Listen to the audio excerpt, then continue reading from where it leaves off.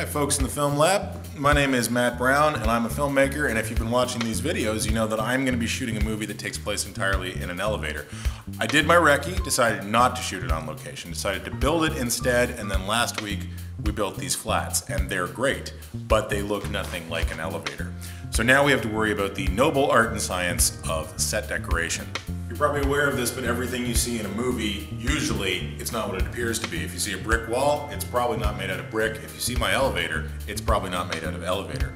Talked to my friend Adrian Greenlaw, and he suggested some places we could go to get the stuff that you stick inside an elevator to make it more elevator-like, and also the stuff that you can make the walls look like they're elevator walls. We're gonna start by going to Home Depot.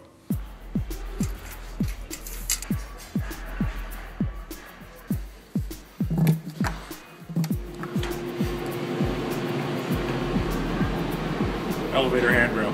So I was looking at these, and these are ceiling tiles, but what you get, especially with like this, is like some fake opulence for the elevator. And by fake, I mean real elevators probably use these things just as cheaply, but they look cool in real life.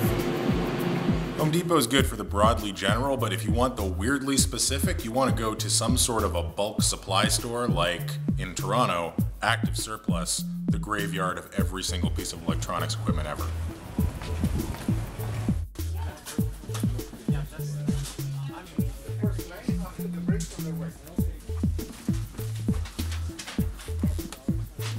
This stuff would be good for like detailing and stuff like that, like lights on elevator buttons. And this, like, I can't actually believe they have one of these. Like, this would be your LED countdown for the elevator. I mean, it's 15 bucks and we'd have to figure out a way to make it work, but I'm gonna talk to Kat about that. After much deliberation, I decided I wanted a modern stainless steel looking elevator.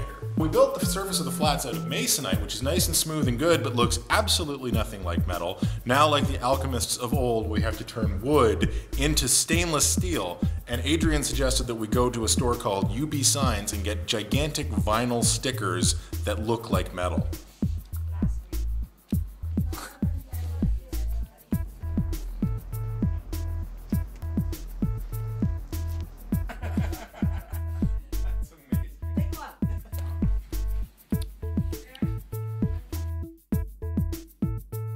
We live in Toronto, which is a big filmmaking hub, and if you live in a similarly large city, you might have access to a props resource like we do. In our case, it is called Lockup Props, and it is awesome.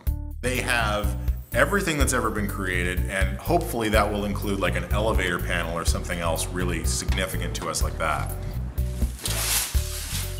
Hi, how are you, Matt? Good. Nice to see you. Nice to see you too. Wow. Yep, a lot of stuff. Yeah. So tell me all about Lockup Props. Well, we are a large prop warehouse that rents to movies and television, and we have about 36,000 square foot of space. So where do you source all this stuff from? Where does it come from?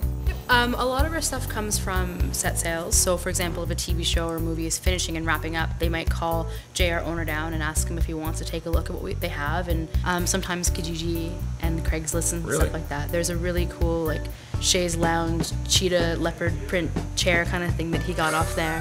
And at the same time too, some people who are customers who do come in on a regular basis will call and say they have some things and ask if we want them. Right. So what kind of things do you actually have here, besides like everything? You name it, for the most part, we have it.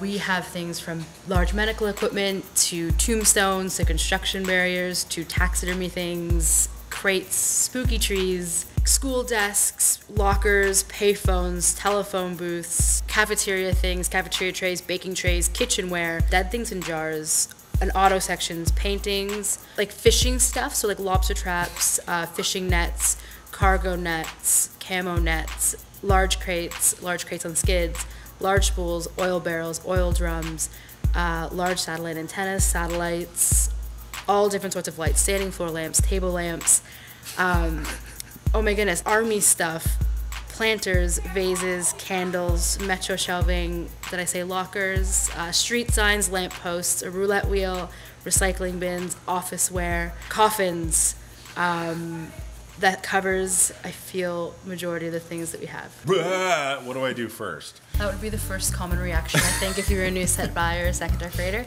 Well, what you would do is people usually come in with a plan as to what sort of things they need, and larger things, so for example, the crown and anchor or any of the lanterns behind me, you'd put a tag on it with your company name, the date it's being picked up, that sort of thing. We charge by the week, and that's... I just whip out my credit card and off we go? We actually don't do credit card. We only take cash or check. Good thing I asked. Yes, very good thing. Is there anything you don't have? There's, I would say, one thing that on a fairly frequent basis we get asked for, and that would be a king's throne. We don't have one. Well, that and real Oscars. We've been getting a lot of requests for real Oscars, and that's one thing we don't have either. But the throne is the one thing that people request a lot that we do not have. Can I take a look at those elevator panels? Of course, they're down here. Oh man. That's in the ballpark of, I mean, certainly enough stories, which is nice. And this one doesn't light up, right? No. I'm not sure, to be honest. It doesn't look like it would, but it's certainly accurate to what we're trying to do. It's heavy as hell, too. Well, this is now a strong contender. Our shoot's in March, so. Well, this was excellent. Thank you so much. I'll give you a call when we know what we want to do. Yeah, for sure. Just let us know. We can put it in a cart, throw a tag on it, that kind of thing. Cool. Thanks again. No problem. Have a good day. You too. So now we've sourced out a bunch of different options. We've got to take those away, crunch some numbers, figure out what we actually want to do. Then we're going to get everything together and we are going to finally build us a set. Stay tuned to thesubscreen.com. Next week, we are building an elevator. We're building it right here in the film.